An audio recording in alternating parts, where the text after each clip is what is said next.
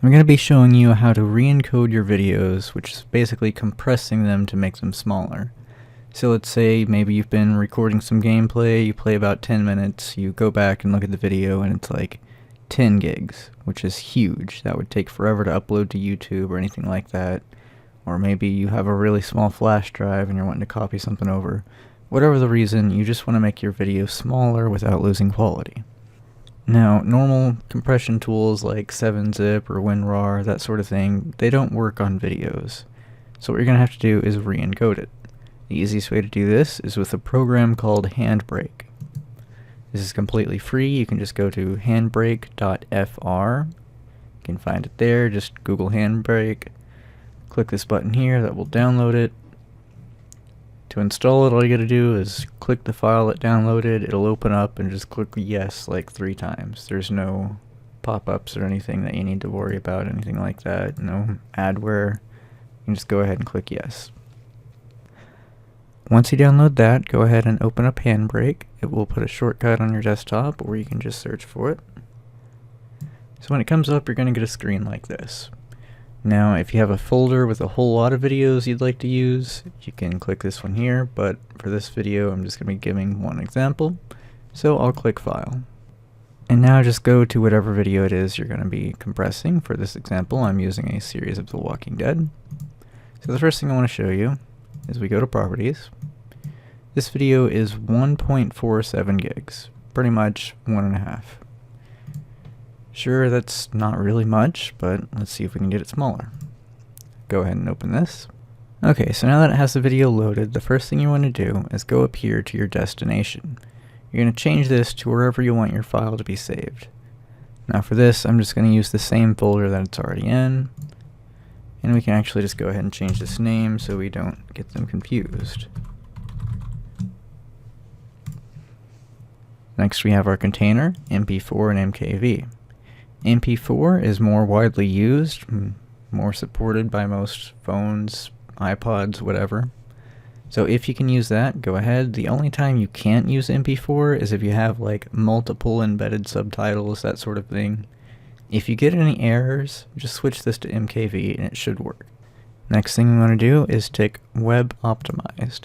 Basically this reorders your video to say, if you're downloading this video and it's about halfway through and all of a sudden you lose internet connection or something, so you only have that first half of the video. With Web Optimized on, that'll make it to where you can play the first half of the video all the way up until where you lost internet. If it was not Web Optimized, you'd have to download the entire thing before you could watch any of it. This is useful for streaming and things like that, so it doesn't really add any extra time, so I would always recommend taking that. Next up we have the size. As you can see, this is just a 720 video, but say you had one in 4K and you only had a 1080p monitor, you can go ahead and drop this down to 1080p and save yourself a lot of file space. Or whatever other reason you need to use this for. For this video, I'm just going to keep it as what it is. Next we go up to filters. The only one of these you really need to worry about is denoise. If you have a noisy video, you can use something like NL-means. And this will go ahead and try to denoise it a bit. This can also help save file size. Now if you go over to the presets, we have ultralight, light, medium, strong. I wouldn't recommend using anything with the first two. Usually only the first one, because if you denoise something too much, it's going to make it too blurry. So let's just keep it on the first one. Next we have the video. By default, the video codec is on H.264. Most videos you see on the internet are encoded with this. So for now I'm just going to keep it on that, and we'll go back and cover another one later. Your frame rate is set to 30 FPS as the peak. I would recommend keeping this because if it's lower than that, it'll stay lower. If it's above 30, it'll drop it down to 30. Unless you have something like a 60 FPS video and you want to keep it that way for maybe a fast-paced action game on YouTube or something, then you can go ahead and increase it. But if you're just watching a movie or something like that, 30 should be fine. So now we have our encoder preset down here. This is going to say how long it takes to compress your file. If we move this to the left, it's not going to take as long to do it, but it's not going to be compressed as much and the video won't look as good. For H.264, I would recommend slow.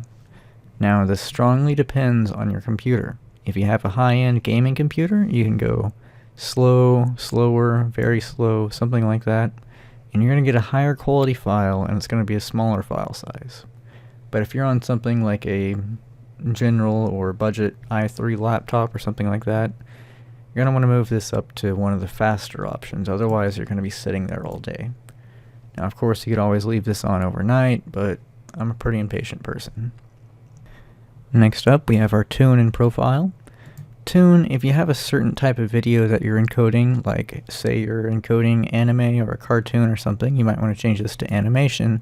It's going to tweak a couple things that makes it a little bit better. But I usually just leave this at none. It's not a huge difference, and usually I don't know what type of video I'm going to be encoding. Now we have Encoder Profile. Now, by default, this is set on main, and I would recommend keeping it there. If you were to raise this up to high, you're going to be able to compress your video further and save a little bit more space, but the problem is a lot of devices can't play it when it's on high. They're not able to decode the video, therefore they can't watch it. Like most iPhones require at least main or maybe even baseline. So I would recommend keeping this on main at all possible.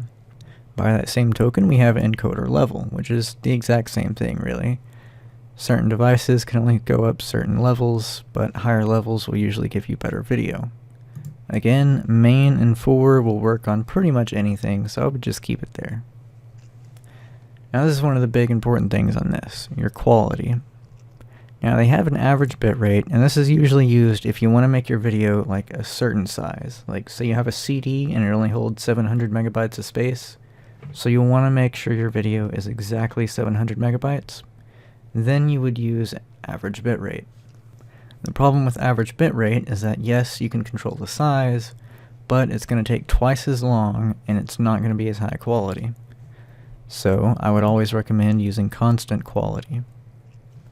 Now this little slider here, now the farther you move this to the left, the lower quality your video is going to be, but the lower file size it's going to have. If you move it to the right, it's going to be higher quality with a larger file. Now, it shows you on here, if you're working with standard definition video, you can only go to about 17 or 20. I wouldn't change it much from that. If you're working with HD video, 20 to 23. Now sure, you could go lower if you wanted, and get like really small file sizes, but then you start to lose quality in your videos. I usually stay on 22, which usually works pretty well for me. Now before we move on from video, I want to point out iPod 5G support. As it says right there, iPod 5G, they have something on them. Apple made it to where they can't watch videos unless they have a certain thing in the header. Clicking this is going to put that in the header. So, I mean, why not? Maybe someday you'll get an iPod 5 and decide to watch this video. Using this, you'll be able to. Like I said, we're going to go back to your video codec. H.264 is what almost everything uses. But if you look down here, there's H.265. This is a newer version of the same thing. It's gonna make higher quality videos, and it's going to be smaller file sizes, but it's going to take a more up-to-date computer to run it. I'm currently working on a really fast computer I made specifically for video editing, so this can run it no problem. But I also have a $300 laptop with an i3 processor. Probably can't run H.265 very well. The video would stutter and freeze every now and then, things like that. If you're working with higher end computers, you can go ahead and use H.265 and it's going to make a much smaller video. Otherwise, I would just stick with H.264. Now moving on to audio, as you can see right here, this video currently has AC3 format 5.1 channel audio, which means it has surround sound. Right here, this shows what we're going to be changing that into. AAC, the thing about it is that it'll work on anything. A 10-year-old iPod or a computer 10 years from now is going to be able to play AAC. You don't have any compatibility problems. Now say you're working with a Blu-ray DVD trying to compress it. Most Blu-ray has DTS sound, which is really high quality, it's got true surround sound, all of that stuff. if you want to keep that, you can go down here and choose this. Now what I would recommend, either use AAC if you don't have any preference for audio and you want to save some space, or use auto pass-through, which is going to keep it at whatever it is. Now for AAC, I would recommend changing your bit rate up to at least, I don't know, 320 is usually what I use.